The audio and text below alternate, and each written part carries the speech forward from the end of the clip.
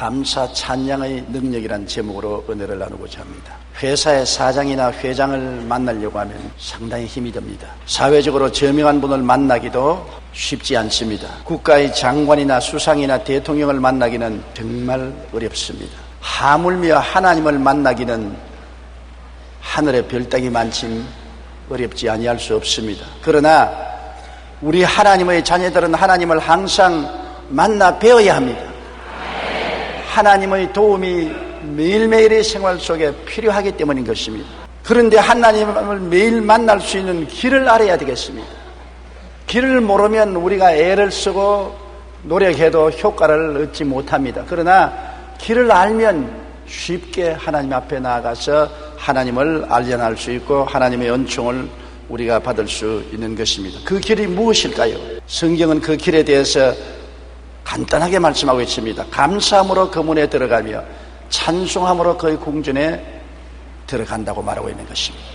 하나님께 나자 말자 대자 고자 없이 울부짖고 고함치고 강청하고 요구하고 그렇게 한다고 하나님께 나아갈 수 있다는 것이 아닙니다.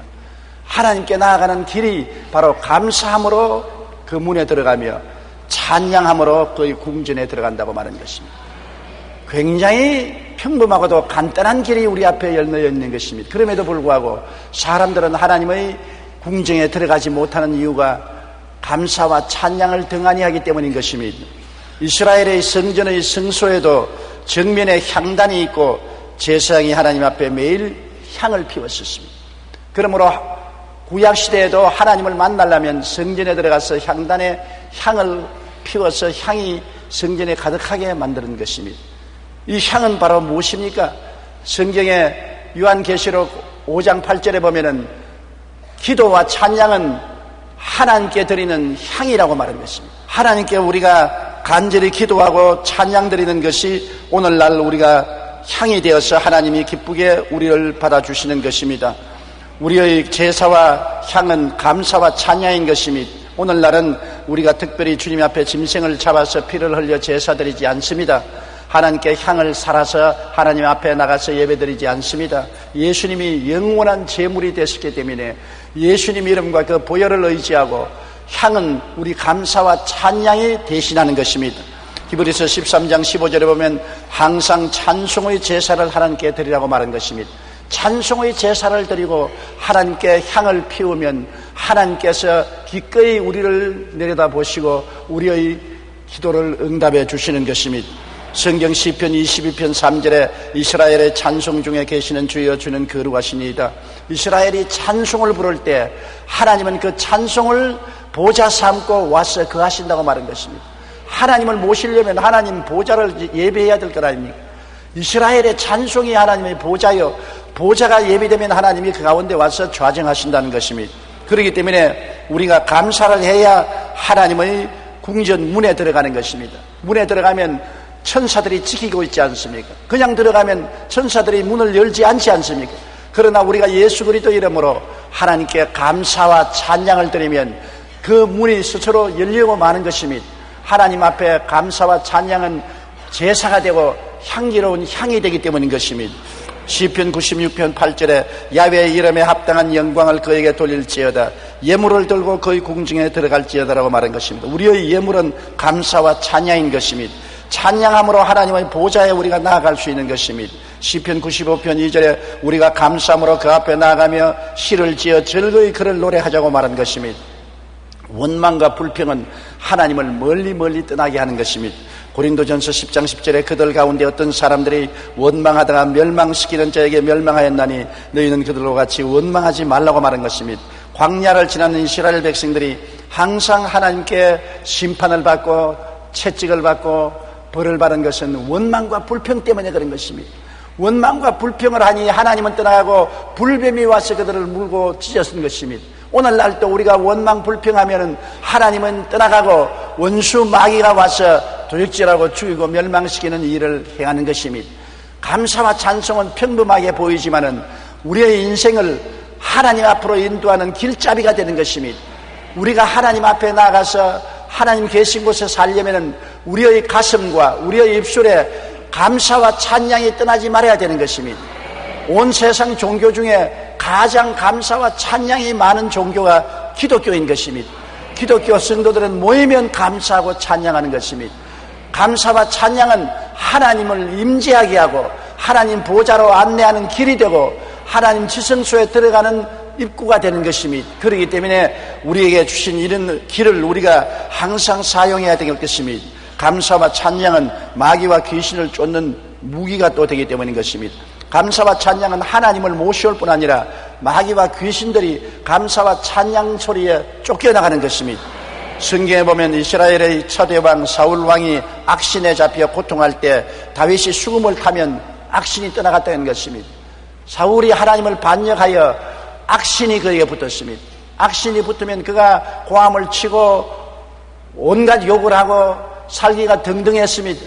아무도 사울왕 근처에 갈 수가 없었습니다. 그러나 다윗이 사울왕 곁에 가서 수금을 타면은 악신이 떠나가 버리고 마는 것입니다. 하나님을 찬미하는 수금에 악신은 견딜 수가 없어 떠나가는 것입니다. 빈대벼룩이 린덴을 맞고서 떠나가고 죽어버린 것처럼 악신은 찬양과 감사 앞에는 있을 수가 없는 것입니다. 성경 말씀 사무엘상 16장 23절에 보면 하나님께서 부리시는 악령이 사울에게 이를 때 다윗이 수금을 들고 와서 손으로 탄적 사울이 상쾌하여 났고 악령이 그에서 떠나가더라고 말한 것입니다. 오래전에 덴버 포스트지에서는 음악과 식물의 성장 속도를 실험해 발표했는데 그 결과 매우 흥미롭습니다. 팝 음악, 요란스러운 음악이 있지 않습니까? 팝 음악이 나오는 방과 아무 소리도 나지 않은 방과 조용하고 경건한 음악이 나오는 방에 각각 식물을 넣었습니다. 얼마 동안의 시간이 지난 후에 식물의 성장 속도를 비교해 보니까 팝 음악이 나오는 방에 자란 식물은 약 36cm 자랐고 그 뿌리는 약했으며 줄기는 스피커와 반대편으로 스피커의 소리를 안 들으려고 굽어져 있었습니다. 아무 소리도 나지 않은 방에서 자란 식물은 36cm보다도 더 많은 46cm가 자라고 뿌리가 길고 털이 많으며 줄기는 곧게 자랐습니다. 조용하고 경건한 음악이 흐르는 방에서 자란 식물은 51cm 가장 길게 자랐지요. 팝송은 36cm, 아무 소리가 없는 것은 46cm, 경건한 음악을 들려준 식물은 51cm가 성장했는데 뿌리나 줄기는 매우 튼튼하게 잘 자랐으며 식물은 스피커를 향해서 더 소리를 들으려고 이렇게 귀를 기울이는 것이 있었습니다. 또한 피더스 형제가 대표적인 팝스타 115명의 사망문인을 조사해보니 팝을 부른 노래 스타들은 대부분 20대, 30대 젊은 나이에 마약 복용이나 알코올 중독, 자살 등으로 죽은 것이 통계에 남아 있습니다. 이처럼 우리가 흔히 듣고 부르는 노래는 우리의 삶에 치명적인 영향을 미친다는 것입니다. 감사 찬양은 마귀를 쫓는 무기가 되지만 세속적인 광란의 노래는 악령을 불어와서 도적질하고 죽이고 멸망시키는 일을 하는 것입니다. 경건하고 아름답고 하나님을 찬미하는 노래는 우리 심령을 살리고 심지어 말 못하는 동물들까지라도 잘 자라게 만들고 식물들까지라도 성장하고 튼튼하게 되고 열매를 잘 맺게 만든다는 것입니다. 그러므로 음악이 우리 운성에 미치는 영향력이 굉장히 큰 것입니다. 세속적인 광란의 노래는 악령을 불러옵니다. 여러분 무당의 묵구리에 가보십시오. 반드시 장구 치고 꽹가리 치고 무당이 무속 노래를 부르고 춤을 추고 요란하고 야단입니다. 어느 동네에 들어가도 저녁에 꽹장 하고 고함을 치고 야단 법석을 하면 아, 저 집에 무다구나, 구다구나 우리가 알고 있습니다. 귀신들도 광란의 노래가 있어야 찾아오는 것입니다. 하나님의 나라는 경건하고 아름답고 거룩한 찬양을 부를 때 천사들이 오고 하나님 성령이 임재하시는 것입니다. 찬송과 감사는 마귀가 두려워하는 무기 중에 하나인 것입니다. 왜냐하면 감사와 찬송을 하면 빛 대신 하나님이 임하시기 때문에 어두움의 마귀가 견딜 수가 없는 것입니다. 어두움이 빛을 보고 사라지는 것처럼 어두움의 권세인 마귀는 빛 대신 하나님의 임재 앞에 움츠러지고 사라져버리고 말기 때문에 마귀는 찬양과 감사를 못하게 하는 것입니다. 찬양과 감사는 하나님이 오시기도록 보좌를 만드는 것이기 때문인 것입니다. 요한계시록 5장 13절에 보좌에 앉으신 이와 어린 양에게 찬송과 존귀와 영광과 권능을 세세토록 돌릴지어다고 말한 것입니다. 귀신 쫓을 때 찬송을 많이 불러야 됩니다. 저는 과거에 귀신 쫓는 일을 많이 했습니다. 귀신을 쫓으려면 1시간, 3시간, 어떤 때는 6시간씩 계속 기도하다가 좀 쉬었다가 기도하다가 또 쉬었다가 하는데, 쉬는 시간에는 찬송을 부릅니다. 기도를 하다가 찬송을 부르고 또 기도하고 찬송 부르는데, 그때마다 귀신이 말하기를 찬송 부르지 말라, 찬송 부르지 말라고 손가락으로 귀를 막는 것을 제가 종종 보았습니다. 찬송은 귀신을 쫓는데 굉장한 무기가 되는 것입니다. 시편 18편 3절에 내가 찬송받으실 야훼께 아뢰리니 내 원수들에게서 구원을 얻으리로다고 말한 것입니다. 찬송을 하나님께 드리면 하나님이 오셔서 원수의 손에서 구원해 주겠다는 것입니다. 요한계시록 12장 10절로 11절에도 우리 하나님 앞에서 밤낮 참수하던 자가 쫓겨났고 또 우리 형제들이 어린 양의 피와 자기들이 증언하는 말씀으로 그를 이겼다. 하나님의 보좌 앞에서 하나님께서는 우리가 찬송하고 기도하고 그리스도를 증언하면 예수 그리스도의 어린 양의 피로서 원수 마귀를 내어 쫓아주시는 것입니다. 보혈의 찬양을 많이 할 때 악한 귀신이 쫓겨나고 병마에서 해방을 받을 수 있는 것입니다. 헨리 프로스트는 미국인 선교사로 중국에 오랫동안 선교 사역을 했습니다. 그는 선교 사역을 하다가 고통스러울 때를 이렇게 고백했습니다. 중국에서 열심히 선교 사역을 하고 있는데 갑자기 고향에서 슬픈 소식이 날라 들어왔습니다. 내 영혼에 검은 그림자가 드리워졌고 아무리 기도해도 그 흑암의 그림자가 그두어지지 않았습니다. 마음에 슬프고 좌절되고 우울하고 고통스러웠습니다. 어느 날 프로스트 목사는 선교 본부에 갔다가 본부 벽에 쓰여있는 글에 눈이 띄었습니다. 거기에는 Try Thanksgiving, 감사를 해보라, 그렇게 적혀 있었습니다. 그는 갑자기 마음이 뜨거워졌습니다. 당시 그는 그 체험을 이렇게 간증했습니다. 그 시각부터 하나님께 감사를 드리기 시작했습니다. 그러자 흑암은 물러가고 내 영혼의 빛이 비추기 시작했다고 말한 것입니다. 아무리 해도 물러가지 않던 흑암이 감사를 하자 햇빛이 비치고 어두움은 사라지고 마음은 가벼워지고 치료받았다고 말한 것입니다.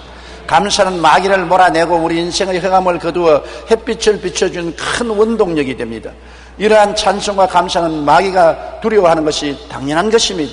돈 고선 목사님은 전 세계를 다니며 찬양 사역을 하시는 분입니다. 그가 찬양 사역에 헌신하게 된 이유는 바로 그 부인 조이 여사 때문에 그런 것입니다.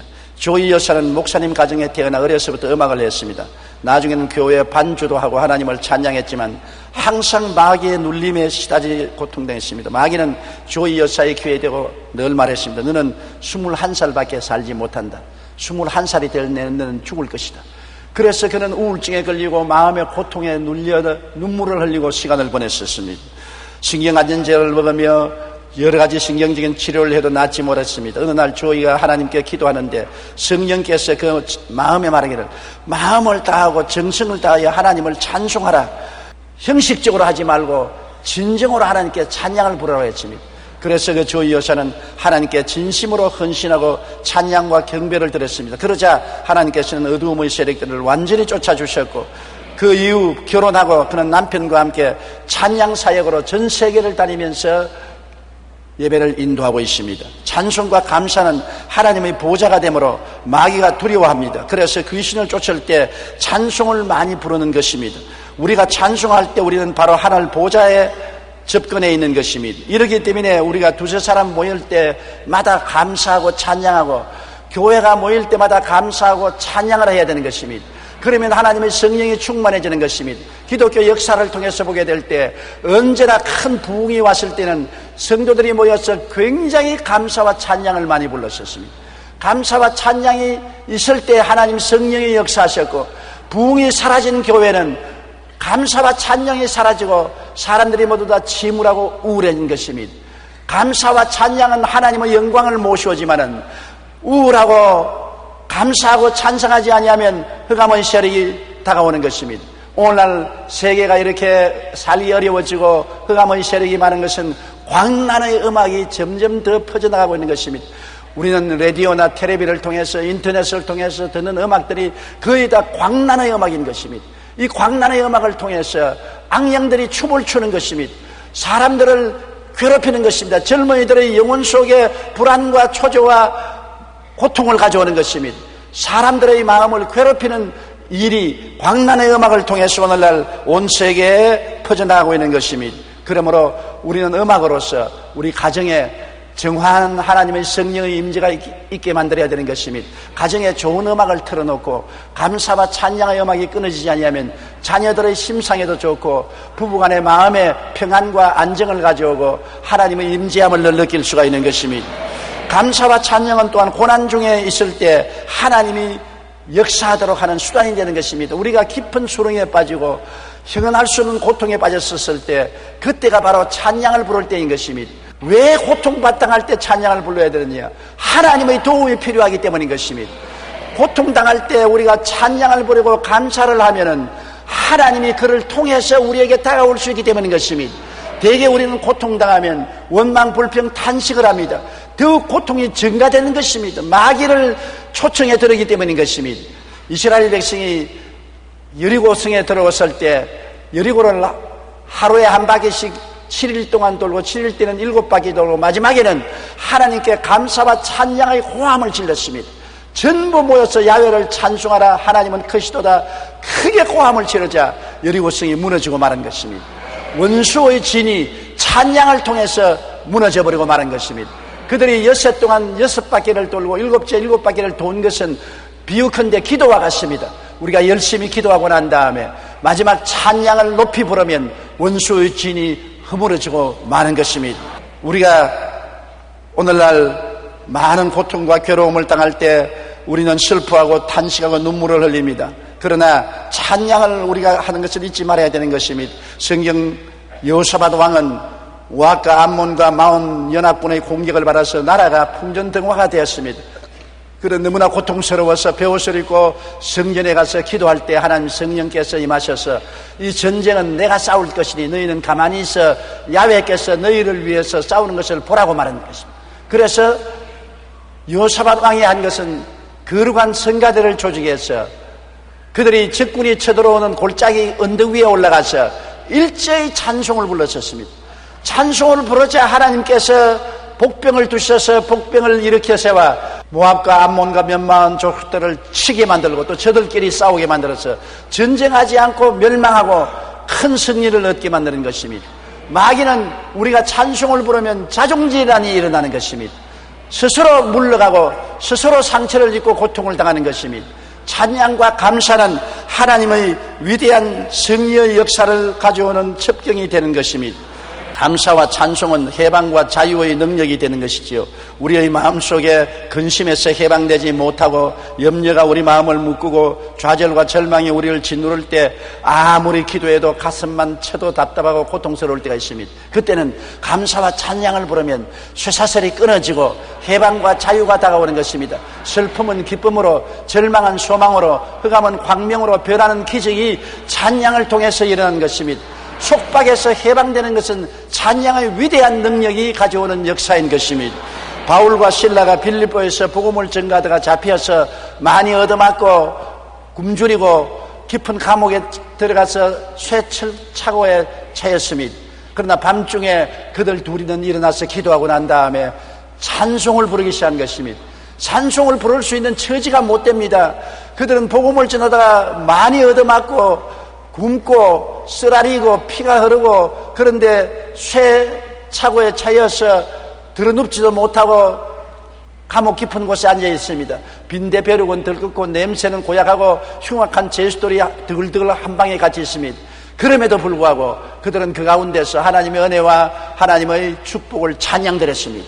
하나님의 역사가 그 빌립보 옥토에 일어나서 거대한 지진이 일어나더니만 옥토가 뒤에 흔들리기 시작하고 그들이 차고가 사람 손에 의하지 않고 다 풀려버리고 마는 것입니다. 옥문이 열리고 쇠 차고가 다 풀린 것입니다. 하나님의 역사가 그들 가운데 일어나서 해방과 자유를 가져온 것입니다. 사도행전 16장 25절로 26절에 한밤중에 바울과 실라가 기도하고 하나님을 찬송하며 제수들이 듣더라. 이에 갑자기 큰 지진이 나서 옥토가 움직이고 문이 곧 다 열리며 모든 사람의 메인 것이 다 벗어진지라고 말한 것입니다.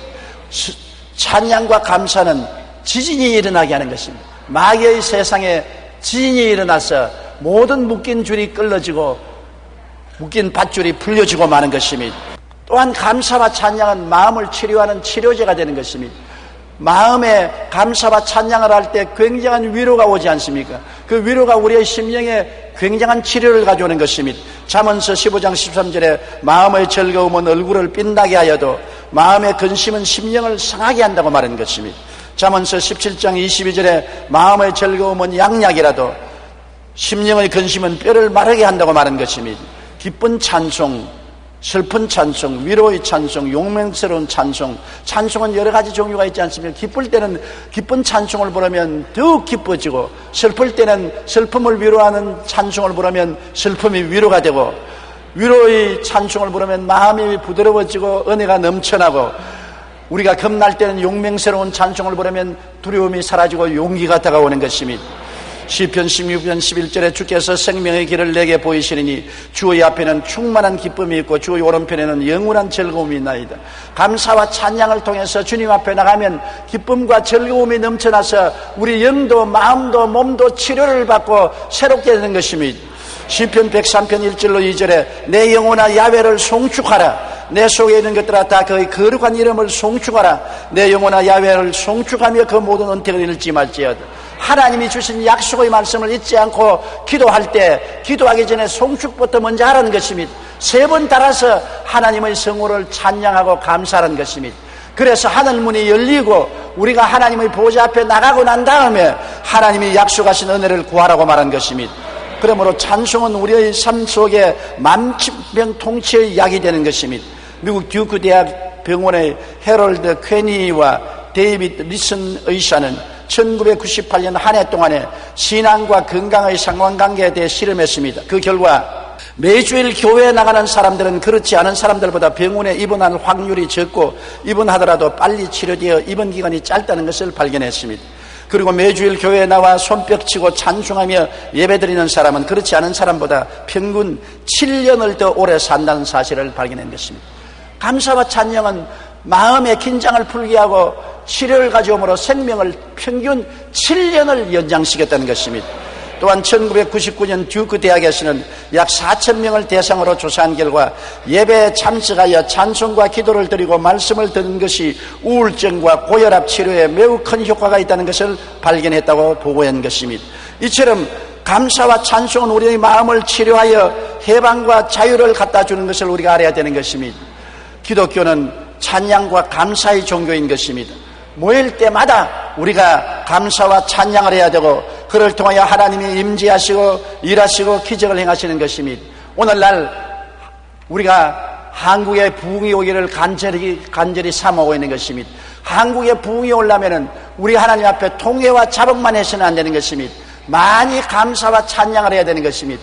그냥 감사 찬양하는 것이 아니라 마음을 다하고 뜻을 다하고 정성을 다하여 진정으로 하나님을 감사하고 찬명하며 예배드릴 때 하나님의 성령은 비와 같이 쏟아지고 하나님의 영광은 우리 가운데 넘쳐나게 되고 하나님의 기적이 충만한 승리의 삶을 살게 되실 것입니다. 우리 고개 숙여 기도드리겠습니다. 전능하신 아버지 하나님, 오늘날 감사와 찬양이 우리에게 사라져가고 있는 것입니다. 너무나 세상이 불안하고 고통스럽고 괴롭고 원망과 불평과 탄식이 많아서 마귀가 와서 도적질하고 죽이고 멸망시키는 역사를 계속하고 있습니다.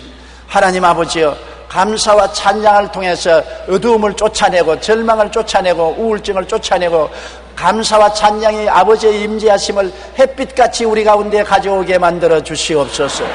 우리의 마음속에 감사와 찬양을 통하여 슬픔이 사라지고 좌절과 절망이 사라지고 두려움이 사라지게 하여 주시옵소서. 찬송하기 싫을 때 찬송하고 감사하기 싫을 때 감사하게 도와주시옵소서. 감사와 찬양은 하나님이 원하는 것이고 원망과 불평은 마귀가 원하는 것입니다. 마귀가 원하는 것을 하지 말고 하나님이 원하시는 것을 행하여 하나님과 동행하는 우리들이 되게 도와주옵소서. 예수님 이름으로 기도드리옵나이다. 아멘.